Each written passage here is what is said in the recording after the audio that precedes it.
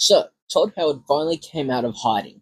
He sat down with the Kinda Funny crew recently, and while they talked about a lot of stuff, Fallout, the show, Elder Scrolls, he actually gave us a pretty clear reality check on Starfield. And if you've been holding your breath for Cyberpunk-style redemption arc or a Starfield 2.0 that completely reinvents the game, you might want to let that breath out. Here's the most important thing he said. This upcoming update is not Starfield 2.0. Todd was super direct about this. He basically said that if you didn't like the game at launch, if you left it or found it boring, this update isn't going to magically fix that for you. He's not trying to win back the people who hated it. He's doubling down on the people who already like it. He called the update something that fans will love, but explicitly said it doesn't fundamentally change the game if it didn't connect with you the first time. That said, for those of you who are still playing, what are you actually getting? It's a little vague, but he mentions they are doing things to change the game in a meta way, specifically using outer space. It sounds like they're trying to make the space travel aspect feel more connected rather than just fast traveling between loading screens, but you'll have to wait and see exactly what that means. The other big point he touched on was exploration. This was probably the most honest I've heard him be about the criticisms. He admitted that exploration is tricky,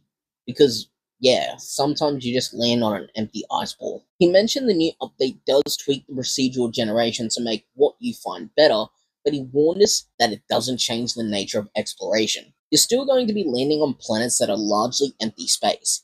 They're just trying to make the stuff you do find a bit more interesting. So where does that leave the people who are still playing?